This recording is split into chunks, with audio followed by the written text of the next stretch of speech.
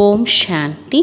இன்று அறிவோமா ஆன்மீகம் பகுதியில் அகங்காரத்திற்கு விடை கொடுங்கள் என்கிற தலைப்பை பற்றி பார்க்கலாம்.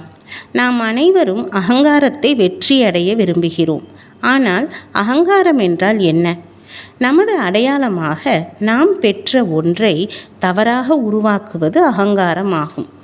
அது நம்முடைய தகுதி, பதவி, திறமை, உறவுகள் அல்லது உடைமைகளாக இருக்கலாம்.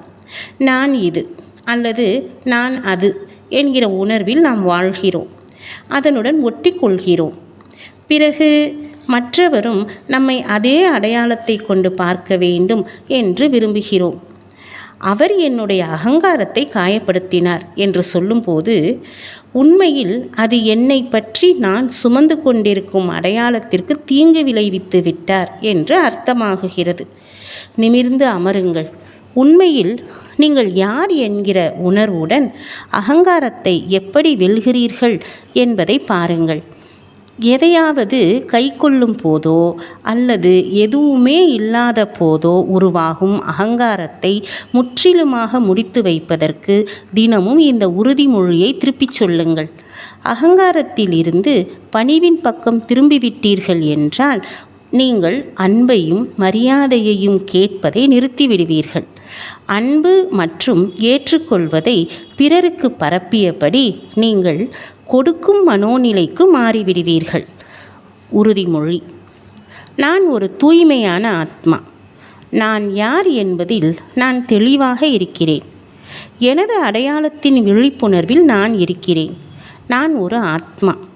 நான் என்னுடைய பாகத்தை நடித்து கொண்டிருக்கிறேன். இந்த வாழ்க்கை காலத்தில் நான் அதிகமாக அடைந்திருக்கிறேன்.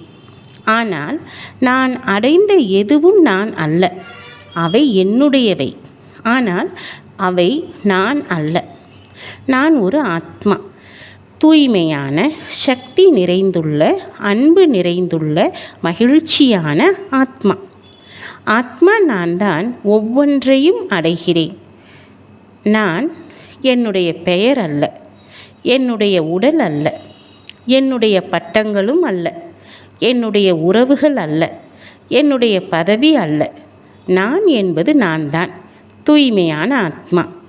நான் தான் ஒவ்வொருவரையும் சந்திக்கிறேன், ஒவ்வொருவரிடமும் உரையாடுகிறேன்.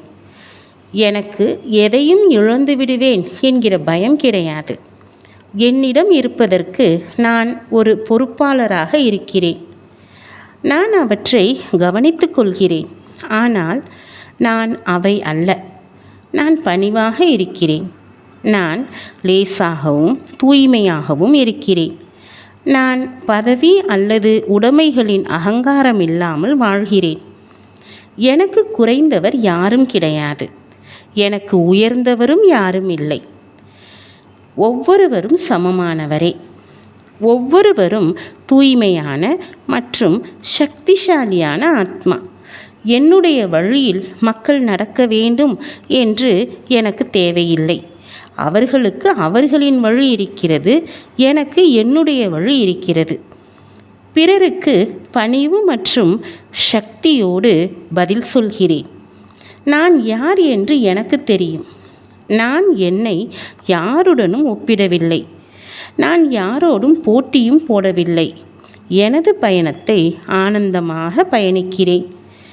என்னுடைய உணர்வுகள் என்னுடையதுதான். நான் அவற்றை சார்ந்திருக்கவில்லை. எனக்கு எதுவும் தேவையில்லை. நான் கொடுக்க மட்டுமே செய்கிறேன், அன்பையும் மகிழ்ச்சியையும். ஓம் சாந்தி.